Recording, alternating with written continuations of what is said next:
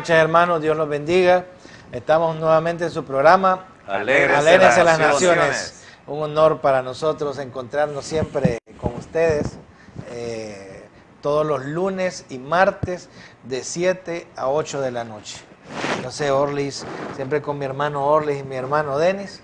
Bueno, bendiciones, ¿verdad? Contentos también de estar nuevamente aquí en su programa Alégrense las Naciones, donde sabemos pues que estamos todos aprendiendo, ¿verdad? Cada día cuando estudiamos, cuando preparamos, ¿verdad? Estos mensajes y estas enseñanzas, pues despertamos, nos afirmamos cada día más en el Señor, y esa es la intención, ¿verdad? De que tiene Dios a través de este programa, que usted también se instruya, que usted escudriñe y que aprenda y que se afirme en los caminos del Señor. Sí, gracias, es un honor nuevamente poder estar con ustedes aquí en su programa Alégrense las Naciones. Y nuevamente pues siempre estamos con el anhelo y con el deseo de poderles compartir estos estudios bíblicos, los cuales los preparamos con el propósito de que usted pueda ser edificado, de que podamos conocer las verdades bíblicas y los acontecimientos que estamos viviendo y lo que espera. Por lo tanto, esperamos que usted pueda disfrutar esta noche de su programa. Que Dios les bendiga. Bueno, hermanos, excelente. Vamos a, como siempre, oramos por nuestro país, por la audiencia.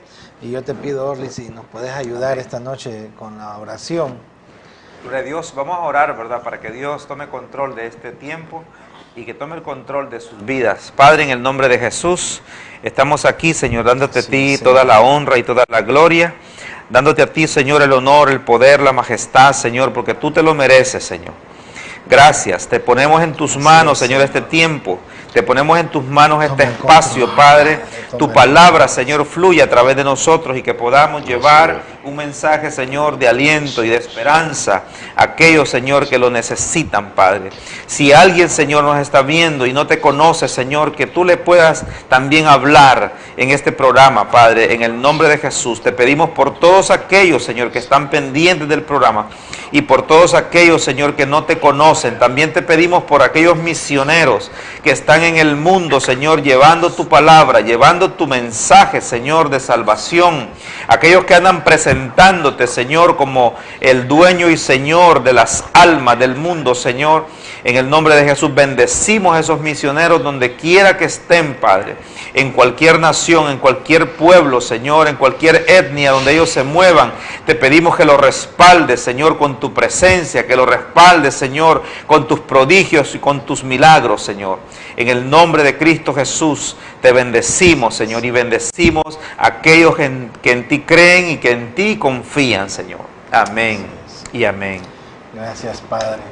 Hermanos, como la semana pasada, pues estuvimos en el capítulo 12 de Apocalipsis, pues hoy entraremos en el capítulo 13, un capítulo muy bonito, muy maravilloso, en el cual estaremos hoy y mañana viendo algunos detalles y todo lo que podamos para que ustedes puedan, pues con nosotros, entrar en este camino de la profecía.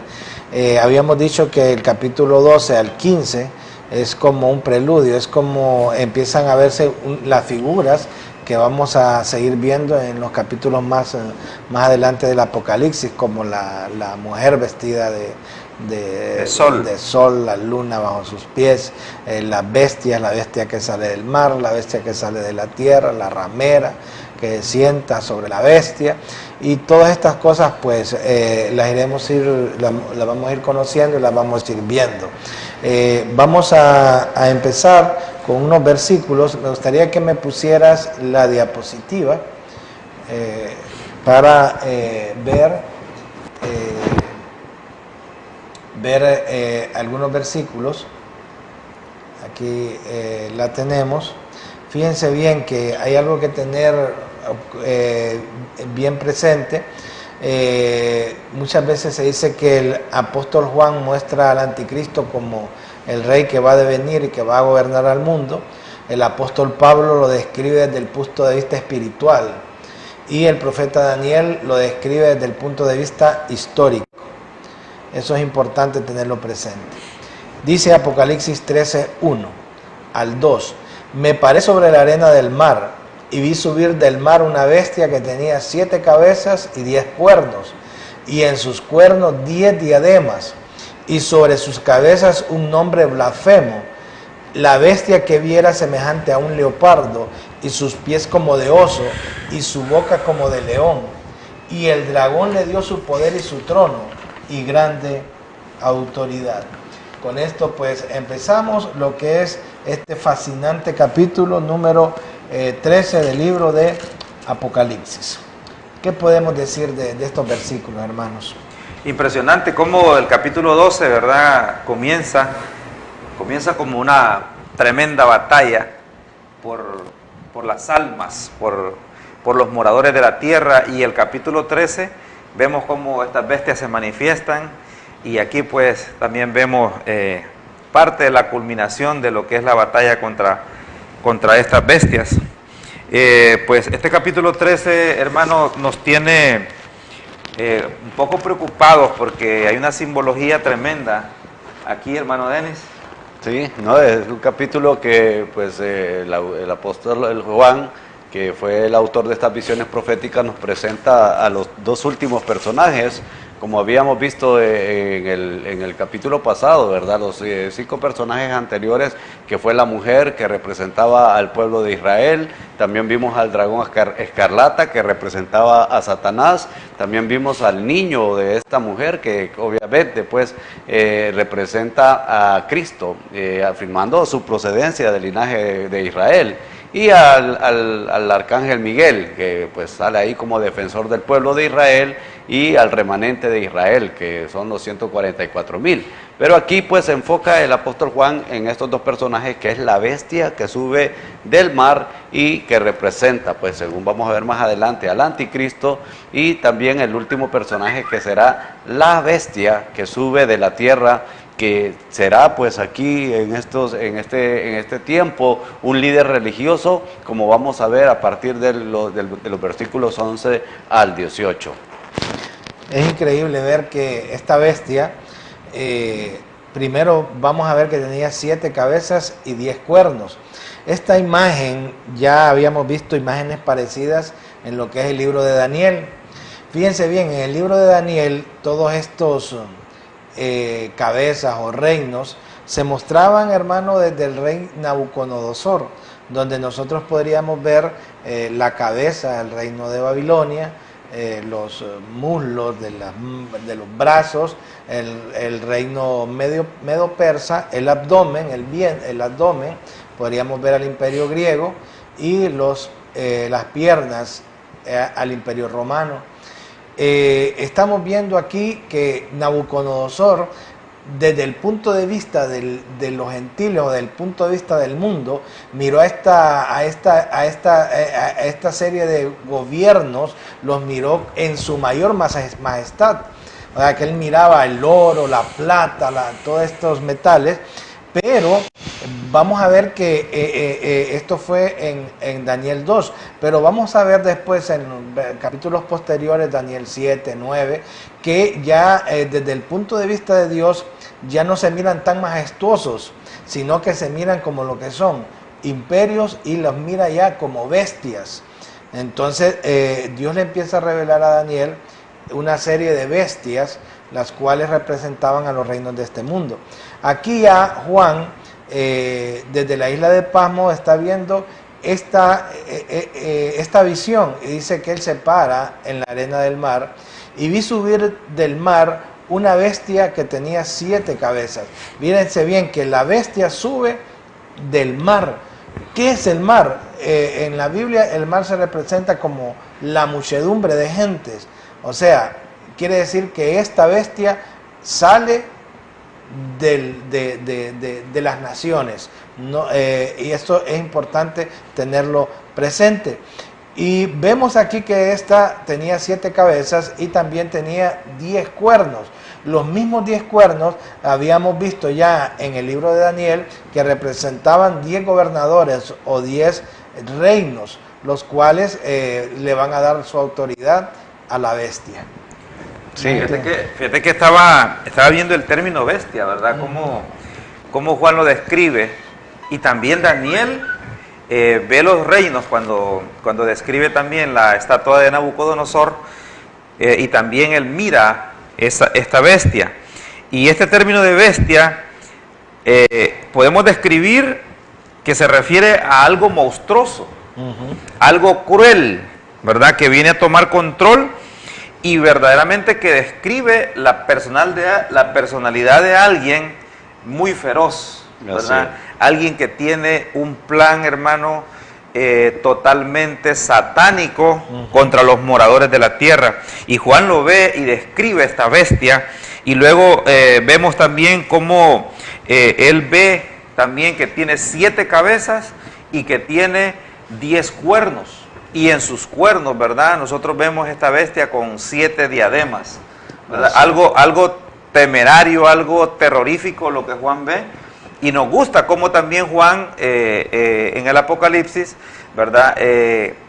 Tiene un paralelo y lo mira igual que lo miró Daniel en el capítulo 7. Sí, claro, el aspecto de esta bestia, según lo describe Juan, es un aspecto terrorífico, como estás diciendo vos. Y el dragón sobre la arena del mar, que representa a Satanás, es el que hace subir a esta bestia del mar. Y pues sí, la Biblia nos muestra que el mar también es una representación de las naciones. Pero vemos que esta es como la obra maestra de Satanás, esta bestia que resurge del mar, y que pues es una persona real quien va a hacer resurgir en estos tiempos al Imperio Romano. El Imperio Romano no ha desaparecido, no ha muerto. Este imperio está vivo ahí, que tuvo un decaimiento, que tuvo pues un bajón en todo este tiempo, sí, pero que el Imperio Romano está ahí, va a ser, es una realidad. Pero recordemos que Roma simplemente se ha como debilitado, se ha desintegrado un poco, pero este personaje, que es el anticristo, que es esta bestia, será el único personaje capaz de hacer volver, revivir o reunir nuevamente a la desaparecida Roma, y pues con todas las naciones que van a unirse en ese tiempo y van a formar pues lo que como vamos a ver más adelante, pues el último imperio de la historia de la humanidad. No sé si me puedes poner la diapositiva para que miremos algunos detalles. Ahí esto lo vimos en clases pasadas cuando analizamos el libro de Daniel, y ahí vemos las diferentes etapas de los reinos.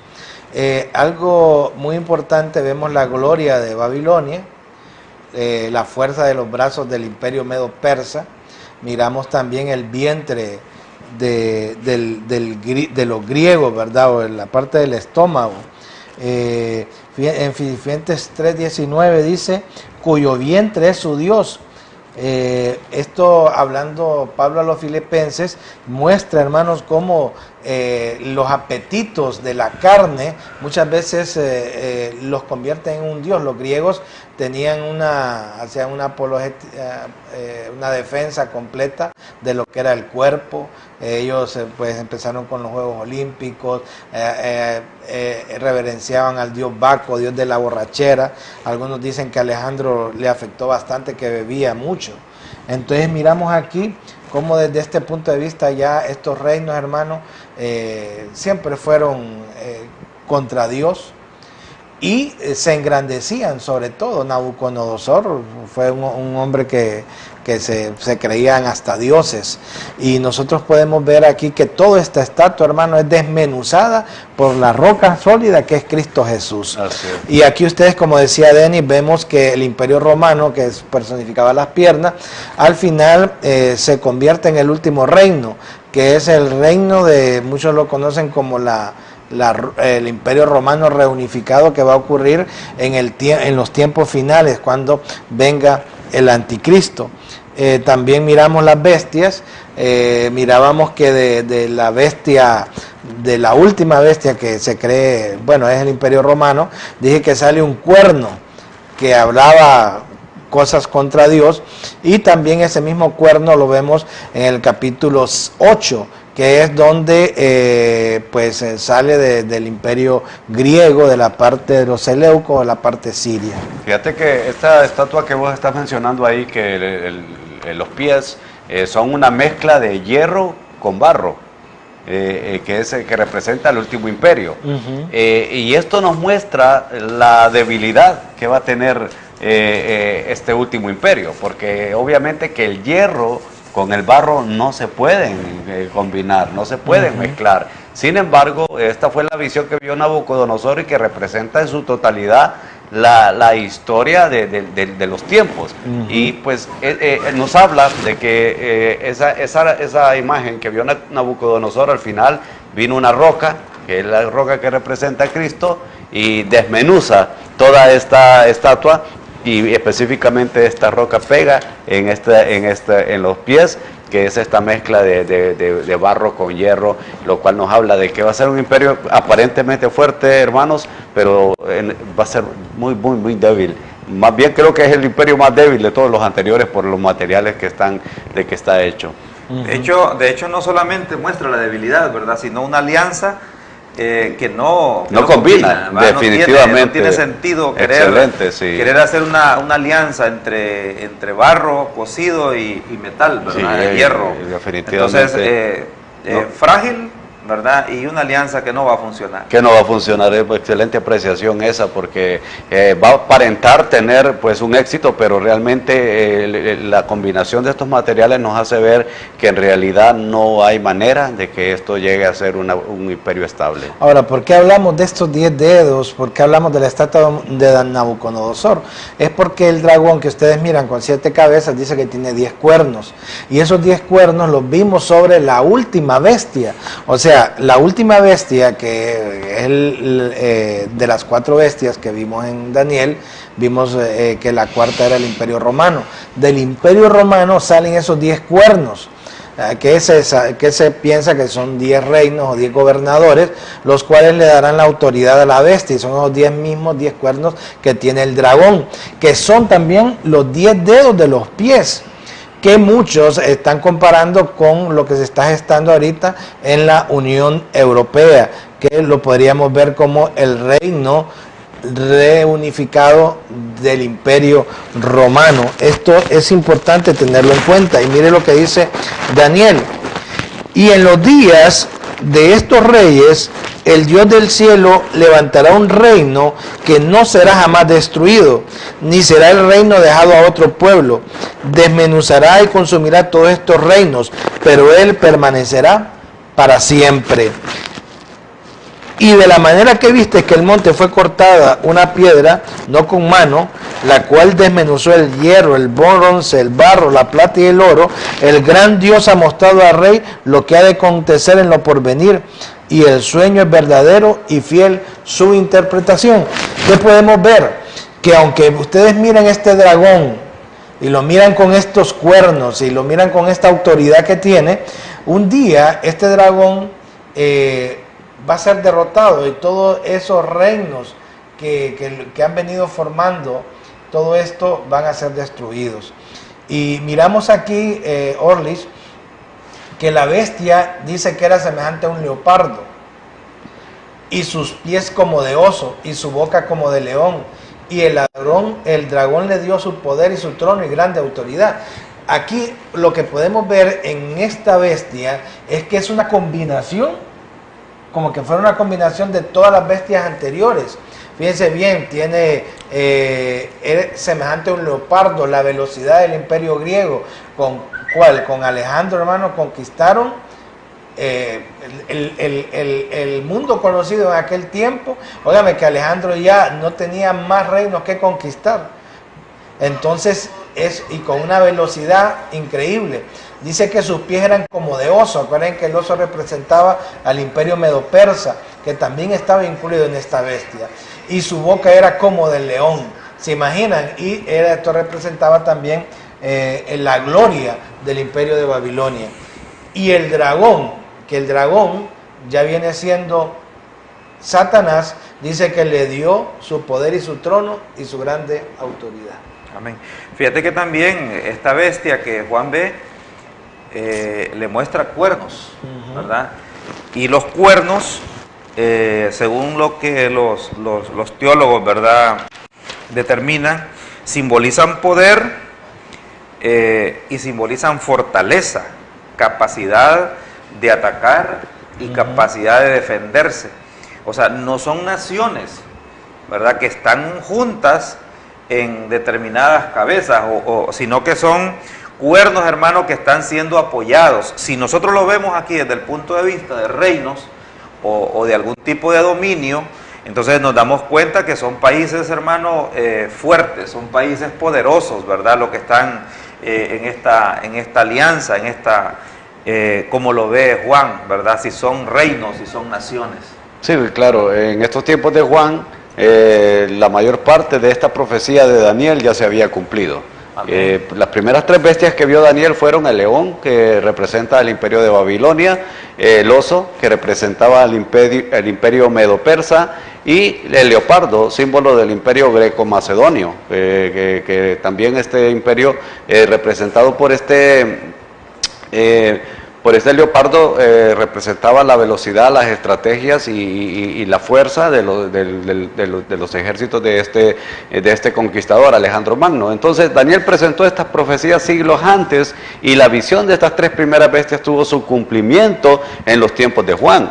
Y por lo tanto Juan concentra su atención en esta última bestia y en el pequeño cuerno. O sea, la última bestia entonces era considerada como la representativa del Imperio Romano, y en ese tiempo pues prácticamente esta última bestia se estaba desintegrando. Era un tiempo difícil que estaba viviendo el Imperio Romano, y pues esos eran los tiempos en que el apóstol Juan estaba y se encontró viviendo en un tiempo en que el Imperio Romano pues prácticamente lo había exiliado. Juan había sido exiliado por el emperador Domiciano, y ya se percibían señales de la debilidad en ese tiempo de este imperio. Había señales de desintegración y deterioro, y por eso Juan fue un espectador presencial de aquello que para el profeta Daniel significaban hechos futuros. Fíjate que me gusta cómo Juan encuentra en la visión, él ve las figuras de todas las bestias que muestra Daniel.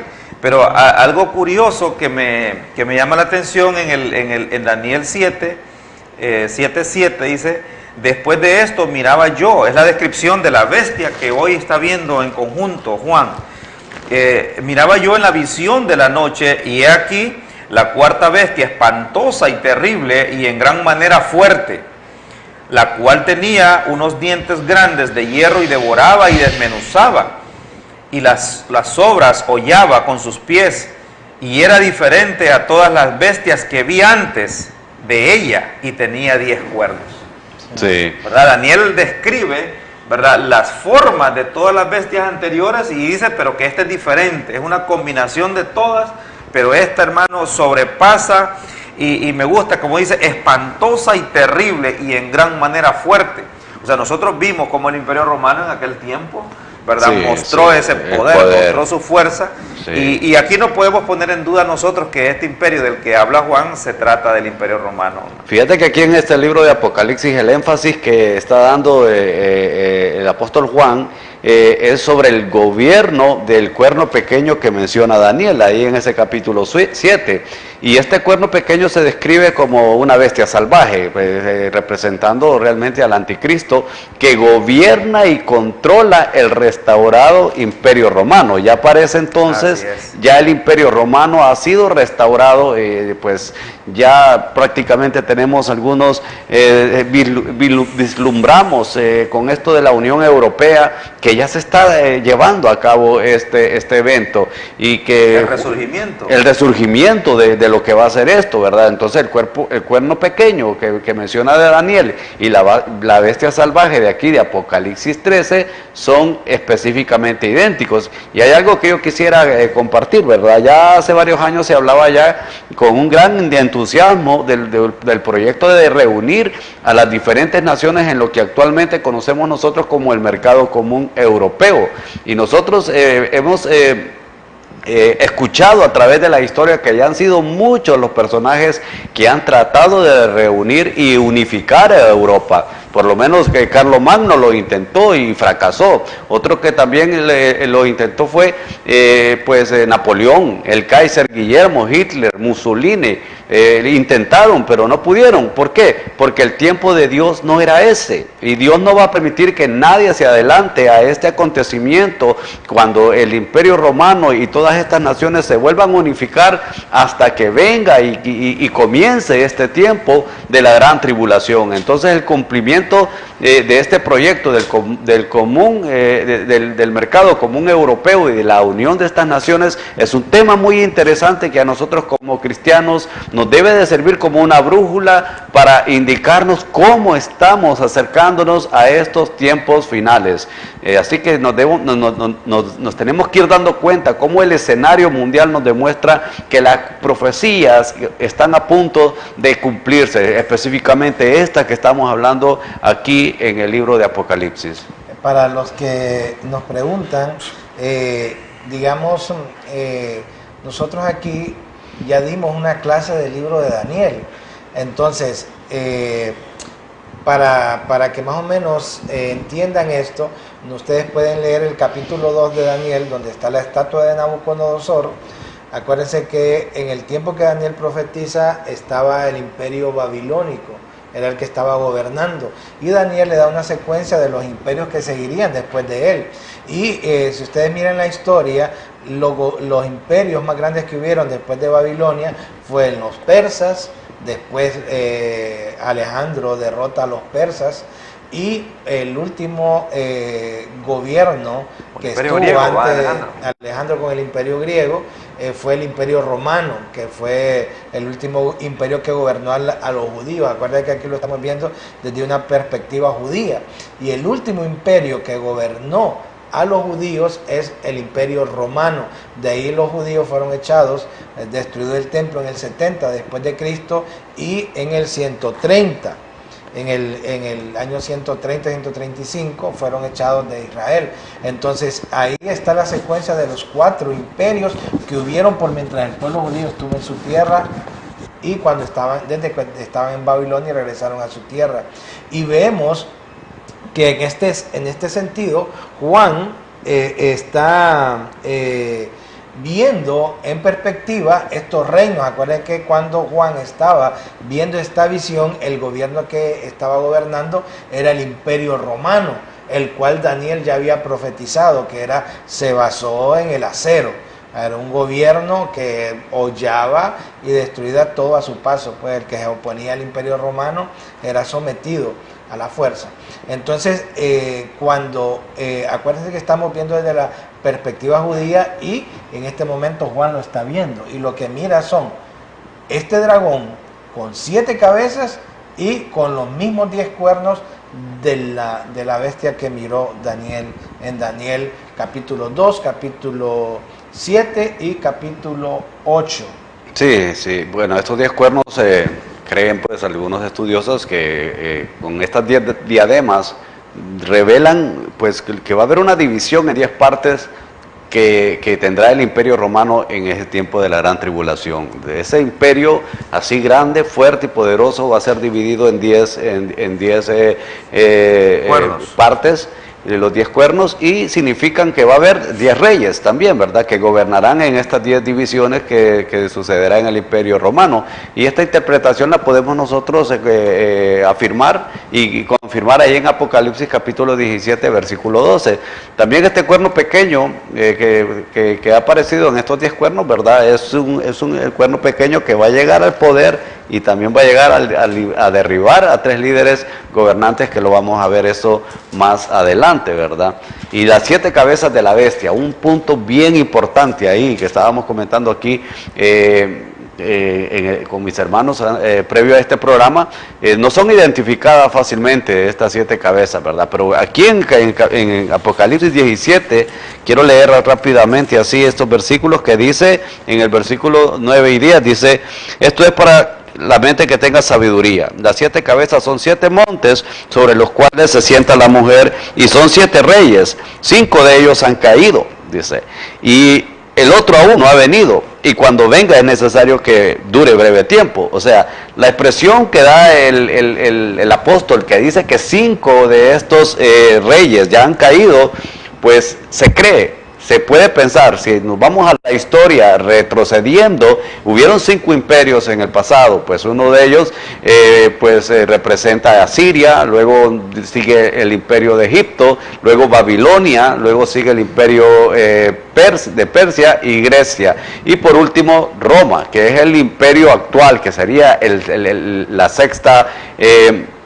la sexta cabeza. Y el último reino que podría ser, que va a ser Europa unida, es el reino de la bestia, que aún está por venir, ¿verdad? Obviamente que estos reinos no van a reinar simultáneamente, sino que tienen un periodo cronológico, como vimos en el Antiguo Testamento, vimos el tiempo que fueron pasando estos reinos, pero sí van a ser, se cree, por lo que dice aquí, que ya han caído, que pudieran ser estos reinos pasados de los que estaba mencionando ahorita. Está bien. Fíjense bien, hay que ver para Apocalipsis 13:1, ¿qué cosas podemos ver aquí? Que la bestia subía del mar. Si nosotros leemos, para los que les gusta escudriñar, Apocalipsis, nos vamos a Apocalipsis 17, dice así: ven acá y te mostraré la sentencia contra la gran ramera, la que está sentada sobre muchas aguas. Y si miramos el 17:15, solo para explicar las aguas, dice, me dijo también, las aguas que has visto donde la ramera se sienta son pueblos, muchedumbres, naciones y lenguas. Entonces, el primer misterio aquí que tenemos es que la bestia sube del mar, sube de las aguas. Entonces, aquí podemos ver que la bestia va a subir de la muchedumbre de pueblos. Es lo primero que podemos ver. Ya vimos que las 7 cabezas, vamos a ver más adelante, que son, posiblemente se cree que son los 7 reinos que empiezan con el primer imperio, que fue el imperio de Nimrod, que habla Génesis, y que de ahí empezaron los imperios, que fue el imperio asirio, el imperio egipcio, y después, desde la perspectiva de Daniel, comenzamos con los 4 imperios que ya vimos hasta llegar a Roma, y la 7ª cabeza, que es un gobierno que dice que va a ser por poco tiempo, que les va a dar autoridad, que se espera que sea Roma reunificada, y de ahí, de esa Roma reunificada, es donde pensamos que va a salir el anticristo. Fíjate que hay una parte en este versículo, si vemos el 12, en el capítulo 12, versículo 3, también apareció otra señal en el cielo, y aquí un gran dragón escarlata que tenía 7 cabezas y 10 cuernos, y en sus cabezas 7 diademas. Ya en el 17, que yo creo que ahí nos adelantamos un poco, ¿verdad? En lo que vamos a ir viendo en una forma secuencial, ya nos fuimos un poco adelante, pero solamente es para ilustrar, ¿verdad? Lo que representa esto. Entonces, sí hay algo curioso, que ya en el capítulo 13, Juan ve que las diademas, generalmente nosotros pensamos que son en las cabezas, y en este caso vemos que las diademas están puestas, pero en los cuernos. Y son 7 cabezas, pero aparece que son 10 cuernos, ¿verdad? Entonces, si dijéramos que fueran 2 cuernos por cabeza, habríamos de 14 cuernos, y si fuera 1, fueran 7 cuernos. Entonces, ¿qué nos representa esto? Que esta bestia, al final de los tiempos, 7 imperios fuertes y poderosos, ¿verdad?, que van a estar dominando la mayor parte de los países a nivel mundial, ¿verdad? No podemos ver esta bestia solo simbolizando 10 países. Ellos van a tener control mundial sobre los países a los que nosotros le llamamos Países Bajos, ¿verdad? Como por ejemplo decimos Honduras. ¿Será posible que Honduras va a estar controlado por algún imperio de esos imperios grandes y poderosos? Entonces, este va a ser un control que la bestia va a tener, hermano, a nivel de todo el universo. Fíjate que estas 7 cabezas que menciona este versículo 1 son culpables de blasfemar. Una blasfema que hacen contra Dios, y se manifiesta de 2 maneras según un comentarista de apellido Gobet. Número 1, la primera manifestación que se hace de esta blasfemia es que se hace a sí mismo igual a Dios, usurpando su lugar, y también calumniando y tomando el nombre de Dios en vano. Y pues en aquellos entonces que estaba manifestado el Imperio Romano y que estaba gobernando, los emperadores eran culpables de la primera forma de blasfema. Si nosotros nos damos cuenta, a los emperadores ellos mismos se hacían dioses, ellos mismos se creían dioses y se proclamaban a sí mismos de ser dioses, y en el Imperio Romano existía esa adoración al emperador. Y bueno, también los fariseos eran culpables de la segunda blasfemia, porque ellos blasfemaban contra el Espíritu Santo, pues no creían en que Jesús pudiera pues hacer los milagros por medio del Espíritu Santo. Así que en este caso la bestia es culpable de estas dos formas de blasfemia. Pero mira que dice, y sobre sus cabezas un nombre blasfemo. Sí. Aquí pues representativo de un título que se puede dar, podría ser un rey, podría ser algún tipo de persona, ¿verdad? Que se puede estar dando un título, hermano, usurpando la deidad de Dios, ¿verdad? O haciéndose pasar aquí como Dios, ¿verdad? Poniéndose títulos en sus cabezas, representa, dice, un nombre blasfemo, ¿verdad? Y más adelante vemos cómo esta bestia ya blasfema, o sea, dice blasfemias contra Dios. Así es. Excelente, muy bien, muy bien. Entonces, bueno, ya aprendimos algunas cosas. Lo importante que sube del mar, que se habla de los 10 cuernos, ¿verdad? Que pueden ser 10 gobernadores, pueden ser 10, lo que sí que estos 10 gobiernos o gobernadores le van a dar la autoridad a la bestia, eso es indiscutible, y que va a ser el cuerno que sale al final. Pero sigamos, entonces vamos a ver ahora lo que sigue. Versículo 2. El versículo 3.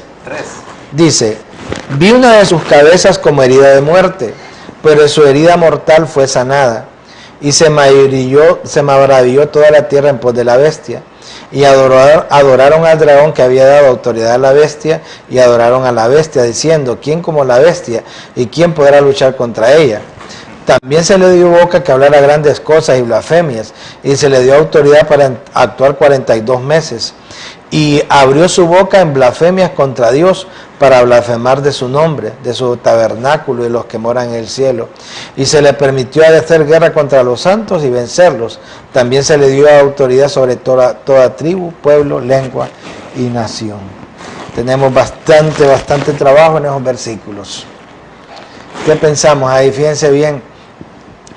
Dice que una de las cabezas fue herida de muerte, pero su herida mortal fue sanada, y se maravilló toda la tierra en pos de la bestia.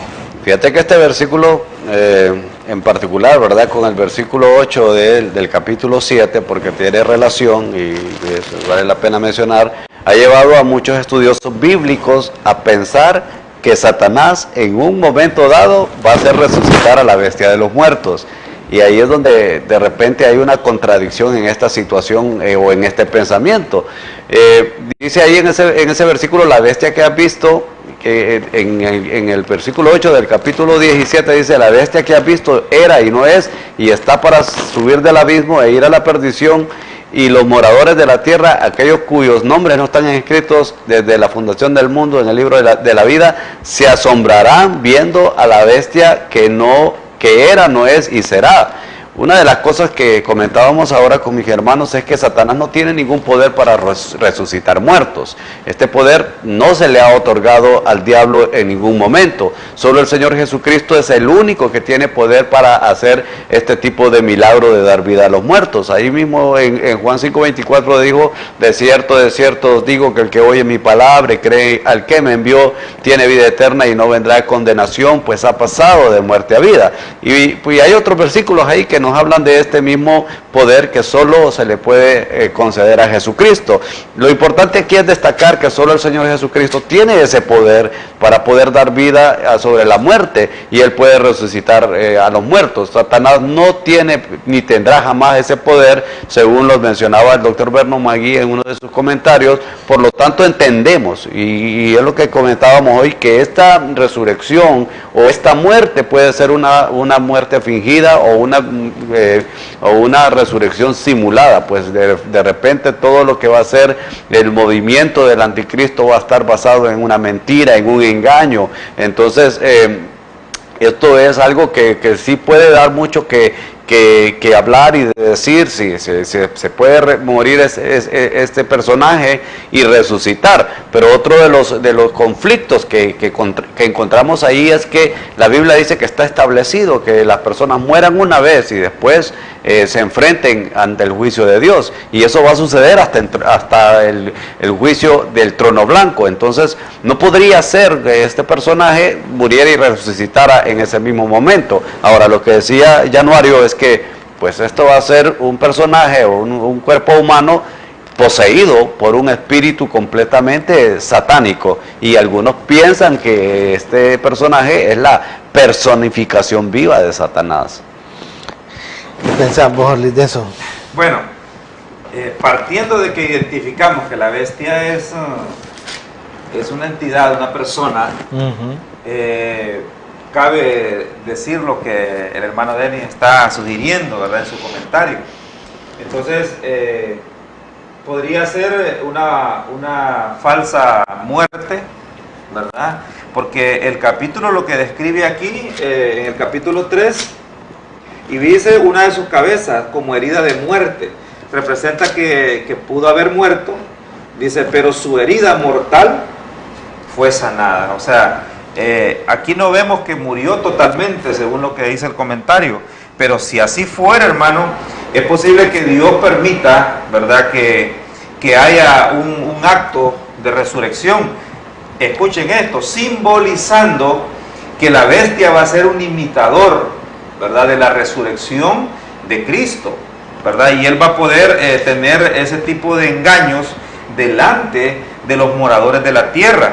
Recuerde que allá dice, en el 17, cuando él miró el versículo, dice, Jesucristo era por los siglos de los siglos, es, ¿verdad?, y vendrá.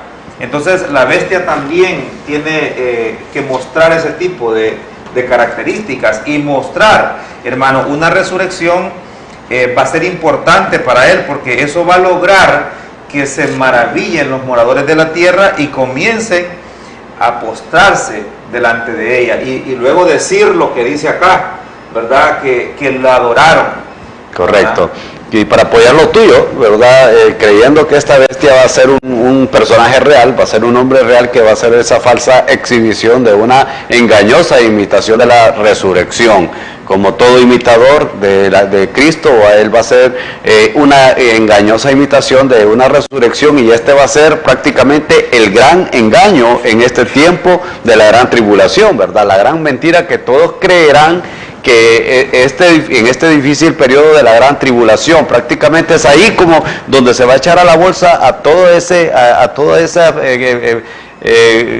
esa multitud, a todas esas naciones, a todas esas personas que creerán realmente en ese gran engaño, y Dios permitirá que la gente crea esa gran mentira en ese tiempo. Ahora, observemos qué paradójico es esto que sucede en ese tiempo de la gran tribulación, donde las personas que vivan en ese tiempo que no habrán querido aceptar, que no habrán querido creer en la resurrección de Jesucristo, pero sí van a aceptar una supuesta resurrección de este personaje diabólico, y esta engañosa demostración le hará al anticristo, le hará a este personaje ganar más poder, que este poder él va a utilizar para poder engañar y aterrorizar a todo aquel que se atreva a presentar algún tipo de oposición en ese tiempo terrible. Muy bien, muy bien. Fíjense bien, tenemos muchas cuestiones que ver aquí. Dos cosas que nuestro público debe de ver: que el dragón, que es Satanás, tiene 7 cabezas, y en cada una de las cabezas una diadema. O sea que él es un imitador, ¿verdad? Como el 7 es el número perfecto de Dios, y él está mostrando la autoridad que tiene, que es una autoridad delegada por Dios, ¿verdad? Y es como el príncipe de este mundo, y él tiene en cada una de sus cabezas una diadema. Pero la bestia que sube de esta bestia es una bestia, pero ella se le dice que tiene 7 cabezas, pero la autoridad está en sus cuernos, porque dice que las diademas las tiene en los cuernos. Entonces esa es la diferencia entre el dragón, que en este caso es Satanás, y la bestia. También nosotros podemos ver aquí que hay un tipo de persona que es el tipo de la bestia, que en este caso sería el anticristo. Pero no sé si tenés algo que decir, Orly, antes de poder dar más o menos un resumen de dónde viene este tipo del anticristo desde el Antíoco Epifanes, porque quiero hablar un poco de todo esto. Sí, ya han habido algún tipo de manifestaciones de lo que es este tipo de blasfemia, ¿verdad? Cuando hablábamos de Antíoco Epifanes, cómo profanó, ¿verdad?, el templo del Señor en aquel tiempo. Luego vimos la destrucción también del templo. Y aquí nosotros vemos cómo el anticristo, ¿verdad?, dice una forma de blasfemar al Señor es que se proclamará, ¿verdad?, como Dios, y profanará también el templo del Señor. Entonces, después de esto, pues vienen ya estos acontecimientos, ¿verdad?, donde vemos también cómo Tesalonicenses lo muestra en el capítulo 2:8, y entonces se manifestará aquel inicuo, dice, a quien el Señor matará con el espíritu de su boca y destruirá con el resplandor de su venida. Entonces nosotros aquí ya vemos, ¿verdad?, manifestado lo que va a pasar, donde ya Jesucristo tomará verdaderamente el control. Pero esto lo vamos a ver más adelante, hermanos. El hermano va a dar otro... Fíjense bien que como estábamos viendo, decía Denis, dice que va a tener una herida mortal y su herida será sanada. Aquí hay tanta especulación. Algunos pensaban que iba a ser el Papa Juan Pablo II cuando fue herido, ¿verdad?, y fue sanado de aquel tiro. Pero en la historia, pues él murió y nada que ver. Sabemos que el anticristo o la bestia va a tener que hacer algo muy grande, algo espectacular. No estamos seguros, o sea, ni los teólogos están seguros si es que va a morir o va a fingir su muerte. Puede ser una de estas, puede ser que él finja una muerte y que la lleven a todas las personas que él resucitó. Lo que podría dar en este caso también sería que una resurrección también ficticia, en el hecho de que no es una persona, sino que sea un espíritu inmundo. Y por eso tuvimos que ver Apocalipsis 17, donde dice la bestia que era y no es, y está por subir del abismo. Entonces, si detrás del anticristo hay una bestia que dice que sube del abismo, se puede entender que puede ser un espíritu inmundo. Y esto lo vamos a ver más adelante cuando sigamos en el capítulo 17. Pero sí tiene una conexión de qué va a ser esta herida mortal. ¿Cómo es que va a ser esta herida sanada? Y con esto se van a maravillar todas las naciones. Porque acuérdense que hablemos de esto, que Satanás es un imitador. Acuérdense que él quiere imitar lo que es el Padre. Él sería en este caso Satanás, el Hijo sería el anticristo y el falso profeta sería un tipo del Espíritu Santo. Entonces, al ser un imitador, va a querer imitar esa resurrección de Jesucristo. Una forma de poderlo hacer va a ser, pues, o imitando la muerte del anticristo, o verdaderamente, pues, va a ser un espíritu inmundo el que va a tomar el control de este ser. Y estas cosas se pueden ver, ¿no? Sí, no, que lo que estás diciendo, apoyarlo, ¿verdad? Como hemos leído ahí en ese capítulo 13, en el versículo 3 dice que su herida mortal fue sanada, y lo que está diciendo Januario es algo muy claro y lo podemos vislumbrar claramente, que es una imitación blasfema de lo que es la muerte y la resurrección de Cristo. En aquel día la gente va a decir, ¿qué ha hecho Cristo que el anticristo no haya hecho? O sea, van a alabar al anticristo por este tipo de milagro, y el anticristo lo va a lograr hacer este engaño con tal éxito que va a engañar al mundo completo en ese tiempo, ¿verdad? Entonces, nosotros los cristianos decimos que Cristo ha resucitado, pero ellos se van a jactar, la gente mala de aquel tiempo se van a jactar y van a decir también el anticristo ha resucitado, y el imperio romano se va a unir nuevamente gobernado bajo la cruel mano de este anticristo, bajo esa premisa, bajo ese engaño de esa resurrección de un mundo crédulo que va a aceptar realmente y va a creer esa falsedad. Fíjese. Fíjate que sí, este punto es bien importante, porque él como imitador va a trascender en la muerte. Mira qué punto más importante. O sea, cuando Cristo muere y resucita, entonces nos muestra a nosotros, hermanos, la esperanza que nosotros tenemos en Cristo Jesús, ¿verdad? Pero el anticristo también quiere mostrarle a este mundo, ¿verdad?, que él está también trascendiendo la muerte y les está dando también a ellos una esperanza de vida en el anticristo. Me gusta cómo MacArthur lo enfoca y dice que después de esto, dice que se maravillan las naciones, él exigirá adoración, ¿verdad?, al momento de levantarse, y ahí es donde él se va a sentar en el templo. Ahora, esto es lo que nosotros vemos, que él también, hermano, el pueblo, o sea, los moradores de la tierra en ese momento, no solamente van a estar adorando al anticristo, detrás de él, como decías tú, está mostrando también él cómo tiene un falso profeta, prototipo del Espíritu Santo, el anticristo haciendo las veces de Jesucristo, y atrás de él, hermano, el poder del Satanás, o sea, el mero diablo, ¿verdad? Que nosotros acá lo que sabemos que está respaldando todo esto es el poder del Dios Padre.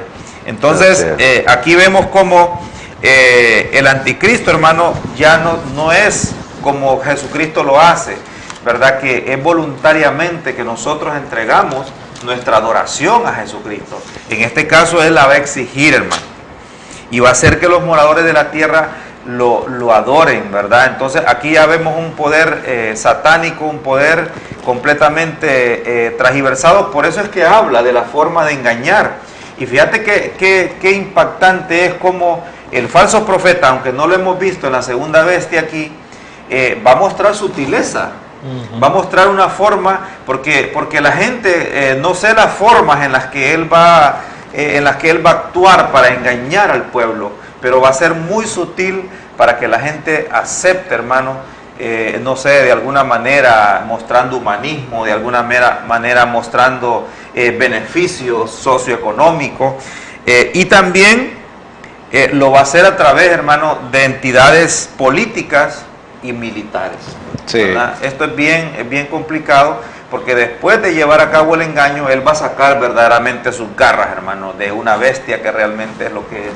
Por eso dice ese versículo 4, y adoraron al dragón que había dado autoridad a la bestia, y adoraron a la bestia. Yo creo que ahí, hermanos, este va a ser el momento supremo para Satanás. Va a ser como el clímax de todo su trabajo que ha hecho desde el principio de la humanidad hasta ahora, porque él anhela fervientemente ser adorado, y en ese momento todo el mundo le va a adorar durante ese periodo, ¿verdad? Y realmente nosotros vemos que la gente va a estar cegada, la gente va a estar completamente engañada con esto de lo que el Satanás logra en ese momento. Y hay un comentarista famoso, el doctor del que yo hablo mucho, que es el doctor Vernon McGee, dijo: si el Espíritu Santo de Dios se apartara de este mundo, si nos dejara a nosotros el Espíritu Santo desprotegidos, los que hemos aceptado a Cristo como nuestro Señor y Salvador, creo que probablemente, decía él, muchos de nosotros nos apartaríamos también de Dios,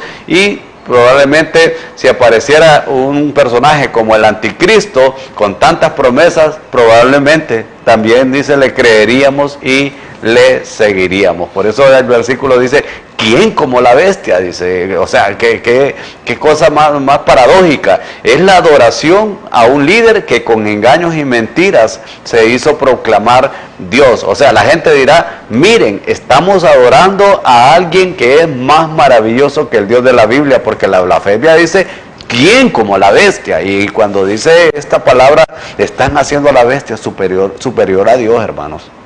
Sí, ustedes tienen que saber que todo esto ocurre después de, aunque alguna gente no lo cree, pero lo hemos explicado ya en varias ocasiones, que es el arrebatamiento de la iglesia.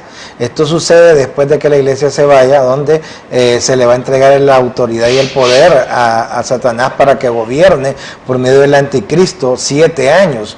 Estamos pensando que los primeros 3 años y medio del anticristo no se le va a notar tanto la maldad. Va a llegar con elocuencia, hablando de paz, pero en los últimos 3 años y medio el anticristo va a sacar sus uñas y va a gobernar de una forma mala a la gente. Fíjense bien, así como Nabucodonosor vio la estatua, él miraba la estatua algo imponente, algo maravilloso, oro, plata, bronce. Óigame, así lo va a ver la gente, él va a engañar a las personas, pero delante de aquellos que amen a Jesús y delante de Dios, él no es más que una bestia, es una bestia horrible e inmunda. Esa es la diferencia, pero los pobladores de la tierra que se van a maravillar con los milagros que él haga el falso profeta, que vamos a ver más adelante, esto va a hacer que lo miren como algo divino, como una gran persona, así como se maravillaba Nabucodonosor con la estatua que tenía él en la visión. Es increíble, fíjense bien. No sé si tenés otro comentario. No, de ahorita. Fíjense bien. Januario, fíjate que a mí me gusta porque dice que se le dio boca que hablara grandes cosas y blasfemias. O sea, delante de la gente, delante del mundo de ese tiempo, o los moradores de la tierra, como los manifiesta Apocalipsis, o sea, ellos van a escuchar a aquel hombre hablando, me imagino haciendo buenas promesas, ¿verdad? Como decíamos con los hermanos ahora, las promesas que hacen los políticos, ¿verdad? Y una vez que llegan al poder, se olvidan del pueblo. Y entonces, hoy vemos también aquí, hermano, este hombre haciendo grandes promesas. Me imagino en ese tiempo la tecnología también, cómo estará la televisión, la radio, las redes sociales y todo esto. La gente va a estar viendo y va a estar expectante, hermano, de escuchar, ¿verdad?, las grandes cosas que dirá este hombre. Pero detrás de todo esto, él también va a estar, hermano, blasfemando cosas terribles contra Dios. O sea, de hecho, el término anticristo, hermano, es algo que va a ser alguien que va a estar oponiéndose al Señor, pero que delante de la gente quizás él va a hacer grandes promesas. Promesas que al final, hermano, son pura mentira, ¿va? Y al final se convierte también en blasfemia. Sí, esta bestia abre su boca realmente en grandes blasfemias contra Dios, y para blasfemar su nombre, dice, para blasfemar su tabernáculo y a los que moran en el cielo. O sea, ya hemos mencionado anteriormente en los comentarios sobre el libro de Daniel el significado de la expresión y hablará grandeza contra el Altísimo, ¿verdad? Pero aquí en el versículo 5 de este capítulo se emplean palabras similares, porque dice que tenía una boca que hablaba grandes cosas, lo cual nos hace ver la similitud con la profecía de Daniel.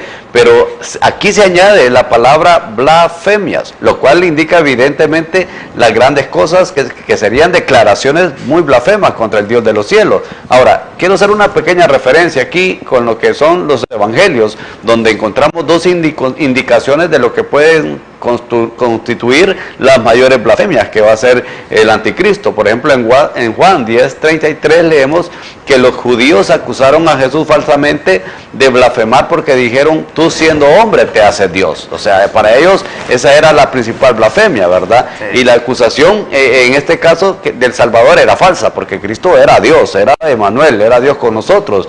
Pero cuando un hombre asume las prerrogativas de Dios y los títulos de divinidad, esta realmente se viene a constituir en una de las peores blasfemias contra Dios. Y la otra blasfemia que encontramos reconocida en Lucas 5:21, donde los fariseos cuando procuraban sorprender a Jesús con sus palabras le preguntaron, ¿quién puede perdonar pecados? Le dijeron, si este habla blasfemias, que solo Dios puede perdonar pecados. Entonces, para algunos comentaristas piensan, ¿verdad?, que uno de las blasfemias mortales va a ser que incluso este individuo que llegará ahí a sentarse como Dios, se va a sentir con el poder y con la autoridad de blasfemar, queriendo tener esta misma autoridad para perdonarle pecados a los hombres. Fíjese que hay un televidente que nos manda una sugerencia de quién será la bestia, pero fíjense bien que la bestia será inteligente, Daniel 8:25, elocuente, Daniel 7:11, lisonjero, Daniel 11:32, luchador, Apocalipsis 13:14, religioso, estratega y político. Además, apoyará la ciencia, la cultura y la civilización, y sin duda será sencillo y accesible. Él va a tener un montón de cualidades que por eso va a engañar a la gente. No es cualquiera que va a cumplir esas cualidades. Fíjense bien lo que dice 2 de Tesalonicenses 2:3. Es el que quiero ver, fíjate. Sí, 2:3 dice: nadie os engañe en ninguna manera, porque no vendrá sin antes venga la apostasía y se manifieste el hombre de pecado, el hijo de perdición, el cual se opone y se levanta contra todo lo que se llama Dios o es objeto de culto, tanto que se sienta en el templo de Dios como Dios, haciéndose pasar por Dios. Fíjense bien, se le llama hombre de pecado. No es lo mismo decir hombre pecador que cuando se dice hombre de pecado, o sea que él es hijo del pecado, es hijo del más pecador que hay, que en este caso es Satanás, hijo del infierno. Hijo del infierno. Y por eso dice en Apocalipsis 17, dice 8, para que lo necesitamos, dice: la bestia que has visto era y no es, y está para subir del abismo e ir a perdición. Y los moradores de la tierra, aquellos cuyos nombres no están en Cristo de la fundación del mundo, en el libro de la vida, se asombrarán viendo a la bestia que era y no es y será. ¿Se imaginan, hermanos? En ese tiempo se va a ver a esa persona elocuente, con grandes capacidades humanas, la cual la gente se va a maravillar y lo van a adorar. Ya Ahmadinejad dijo en una entrevista que ellos están esperando que venga el Mahdi y que viene, dice, con Jesucristo. ¿Se imagina? Están esperando a dos personajes que van a aparecer en la plataforma mundial, y los cuales van a engañar a todos aquellos que no estén inscritos en el libro de la vida que fue hecho desde antes de la fundación del mundo. Hermano, yo no sé cómo alguna gente no cree en el arrebatamiento, porque es la única manera de estar seguros con Cristo allá en el cielo. Jesucristo siempre, siempre protege a los suyos, y en este caso, la iglesia, la que ha sido comprada y redimida, a su esposa. ¿Usted dejaría pasar a su esposa por una gran tribulación o por lo que se va a venir? No lo haría. No. Jesucristo va a sacar a su iglesia. Amén. Porque la tribulación de esos días, hermano, y lo hemos estado viendo, Apocalipsis 11, hermano, nunca se ha dado una tribulación. Se va a abrir el pozo del abismo, a saber qué cosas se van a ver en esos días, hermano. Así es. Fíjate, Yanorio, que hay algo que me gustaría compartir antes que termine el programa. En el versículo 7 dice: y se le permitió hacer guerra contra los santos y vencerlos. Aquí pues encontramos algo bien importante. Va a haber santos durante el periodo de la gran tribulación, aunque no van a ser la iglesia. Porque muchos pueden decir, bueno, cuando habla de santos, habla de los cristianos, pero ya estos van a ser personajes que llegaron a creer en este tiempo, porque recordemos que aquí, durante todo este tiempo, vamos a tener el ministerio de los 144,000, que van a estar ahí también, predicando el Evangelio de Jesucristo, porque obviamente la iglesia ya está en el cielo con el Señor, como dice Januario, somos la esposa del Señor, y como sea, el Señor está tratando con nuestras vidas, está tratando con su iglesia para poder ser arrebatada y quitada del mundo. Va a haber santos entonces que van a ser en ese tiempo aniquilados con una brutalidad terrible de la bestia, porque la bestia va a estar instigado y dominado de un espíritu satánico y hará todo lo posible en ese tiempo para poder erradicar cualquier vestigio cristiano que haya sobre la tierra, ¿verdad? Entonces, en la voluntad de Dios, muchos creyentes, ya van a ser judíos o gentiles, van a sufrir ese martirio por su fe en Jesucristo y por rechazar sobre todo el señorío de la bestia, ¿verdad? Que va a ser la divinidad del anticristo, que en ese tiempo va a exigir adoración. Esto lo digo para aclarar que muchos piensan de que un cristiano que tiene a Cristo en su corazón, que tiene al Espíritu Santo, que es nacido de nuevo, va a estar en el tiempo de la gran tribulación. Creemos que no, porque como dice mi hermano Januario, que somos la iglesia, el Señor no va a permitir que su iglesia pase por este tiempo, pero que va a tratar con nosotros,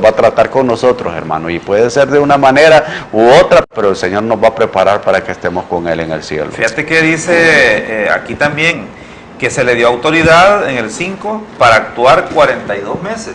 Tú estabas hablando de que si Dios tiene control en los tiempos, y aquí estamos hablando del último tiempo, hermano, en el que la bestia va a ser condicionada, o sea que no es que va a hacer lo que quiere en el tiempo que ella lo quiera hacer. Sí, son los 3 años y medio. Sí, 3 años y medio, y estamos hablando ya de la última parte, correcto, de la gran tribulación. Correcto. Entonces, o de la segunda mitad de la gran tribulación.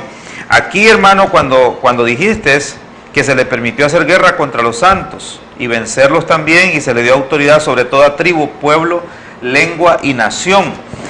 También hay que destacar, hermano, que él pudo haber matado a los que llegaron a creer en Cristo o que creían en Cristo en todas las naciones, ¿verdad? Así es. Pero jamás pudieron doblegar la fe de aquellos, hermanos, que de antemano están inscritos en el libro de la vida. Y eso a mí me llena, fíjate, de mucha emoción a veces, de sentir de que los que no estaban inscritos en el libro de la vida, hermano, se fueron con la bestia. ¿Cómo ves esa parte? Pero dice que no pudo, entonces ellos prefirieron morir, hermano, ¿verdad? Antes de doblegar su fe, de doblegar, hermano, y negar a Cristo, prefirieron morir ante la bestia, pero no le rindieron adoración ni culto, ¿verdad? Y esto es importante destacarlo, hermano. Algo que sí quería decirles, fíjense bien, hablábamos ahorita con el hermano Denis, alguien puede decir, estos están saliéndose de la línea cuando decimos que el anticristo puede ser o poseído por un espíritu inmundo, o van a ser pero dentro del que va a estar dentro de él es un espíritu inmundo. Fíjense bien, leímos Apocalipsis 17 que dice que la bestia que sube del abismo, la bestia que era y no es, y está por subir del abismo. Eso, subir del abismo, hermano, acuérdense que habíamos visto en Apocalipsis 11, habíamos visto que se abre el pozo del abismo y surgen una cantidad de demonios. Pero miren qué interesante esto, los que les guste, apunten esto. En 1 de Timoteo 3:16, miren lo que dice. Indiscutiblemente, grande es el misterio de la piedad. Mire cuál es el misterio de la piedad. Dios fue manifestado en carne, justificado en espíritu, visto de los ángeles, predicado a los gentiles, creído en el mundo y recibido arriba en gloria. El ministerio de la piedad es cuando Jesucristo viene y se encarna, se hace hombre, Jesucristo. Ahora, pero mire lo que dice 2 de Tesalonicenses 2:7, dice, porque ya está en acción el misterio de la iniquidad, solo que hay alguien que al presente lo detiene hasta que él a su vez sea quitado de en medio. Y entonces se manifestará aquel inicuo, a quien el Señor matará con el espíritu de su boca y destruirá con el resplandor de su venida.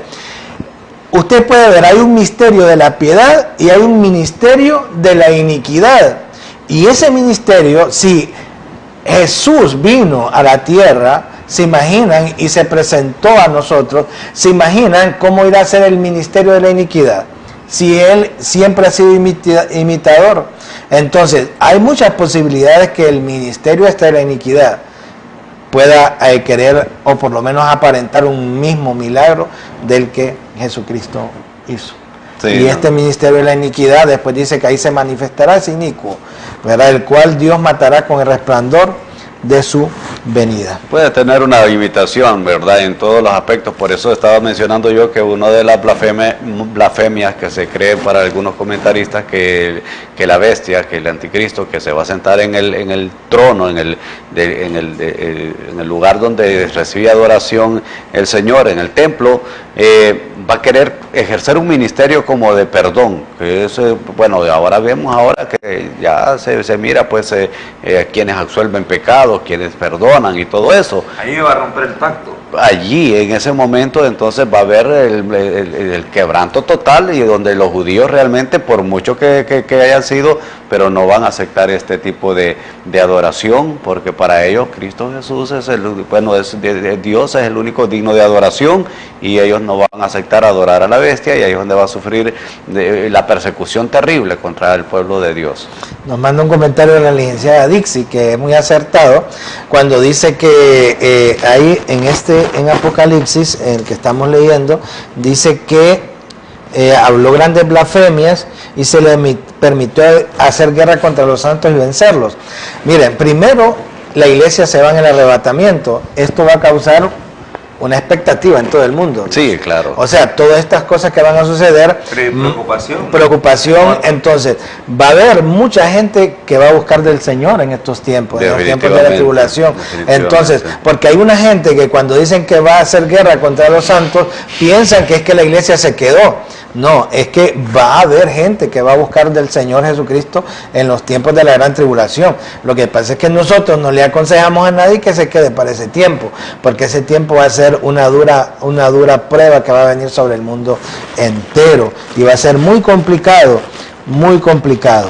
Y fíjate que según MacArthur, dice que la frase "los moradores de la tierra" se emplea, dice, en el Apocalipsis para describir a los incrédulos, aquellos que no creen en Cristo, y de hecho por eso, por ser incrédulos, están excluidos de estar inscritos en el libro de la vida, ¿verdad? Que ese es otro punto bien importante aquí. Hemos tenido bastante participación los televidentes. Sí, hay un televidente aquí que me pregunta cuántas venidas de Jesús hay. Pues solamente hay dos, ¿verdad? La primera que ya se dio lugar, que fue cuando Cristo vino y estuvo aquí con nosotros, y la segunda venida que va a suceder realmente al final de este tiempo de la gran tribulación, donde Cristo vendrá ya pues a juzgar y a establecer su reino. Entonces tenemos dos venidas, hermano, en la venida de Cristo. Y usted nos pregunta aquí, ¿verdad?, ¿quiénes son estos que están en esa tribulación? Si son iglesia. Lo que está diciendo aquí mi hermano de Januario, no son iglesia, la iglesia ya se ha ido con el Señor. Estas son personas que en ese tiempo, como está diciendo mi hermano Orlich, muchos van a creer cuando miren que la iglesia es arrebatada, y muchos van a empezar a entender, o recordarán que en algún momento se les habló de Cristo, y van a decir, hombre, era cierto. Entonces esta gente va a sufrir persecución y van a sufrir angustia. Ahora, si usted acepta a Cristo, si las personas que aceptan a Cristo hoy y creen en Jesús como su Salvador, el Señor se va a encargar de que usted no pase por ese tiempo, y esa es parte de la gran salvación que Dios nos ha dado. Mira, hermano Denis, para apoyar al hermano, aquí hay una frase, dice: si alguno tiene oído, que oiga. Si nosotros vemos esta frase en los capítulos anteriores de Apocalipsis, dice: si alguno tiene oídos, que oiga lo que el Espíritu le dice a la iglesia. Aquí en este libro, en el 7, si alguno tiene oídos, que oiga, y si alguno lleva en cautividad y va en cautividad, y si alguno mata a espada debe ser muerto.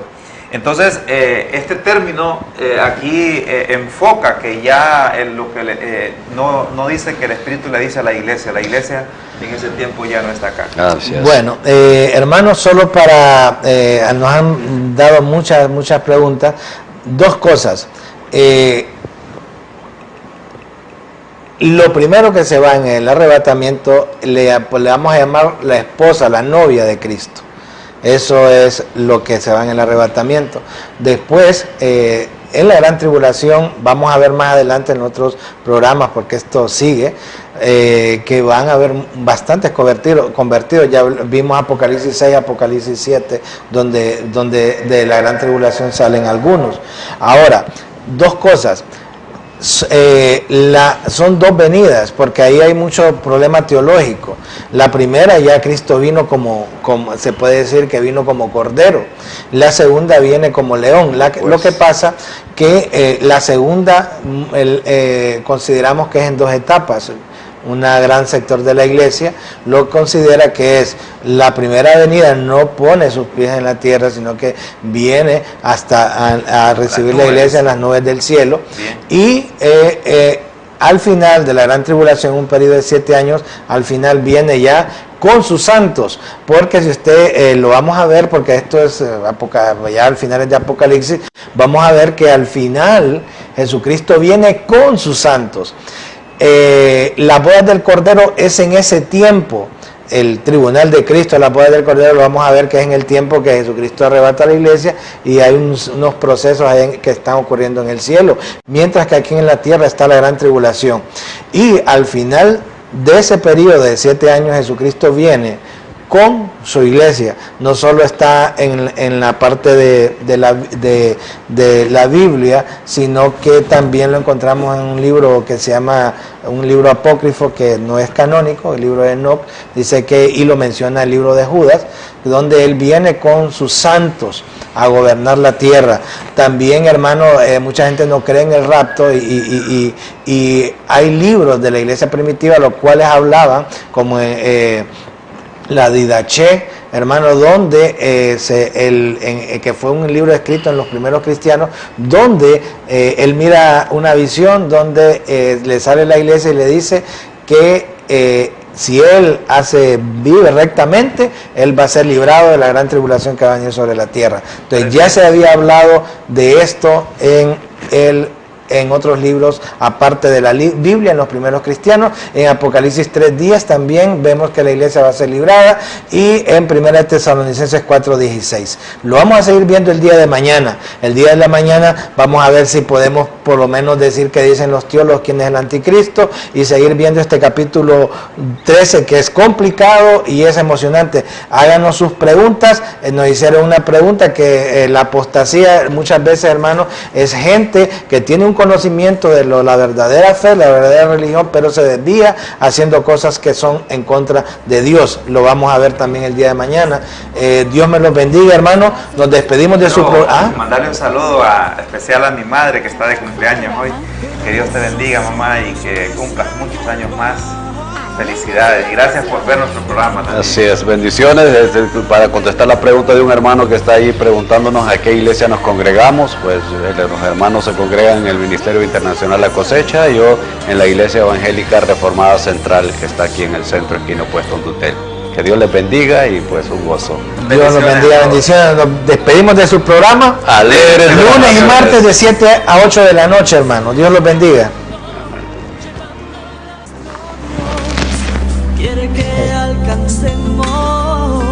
La Asociación Teológica y Misiones de Honduras, ATEM, presenta su programa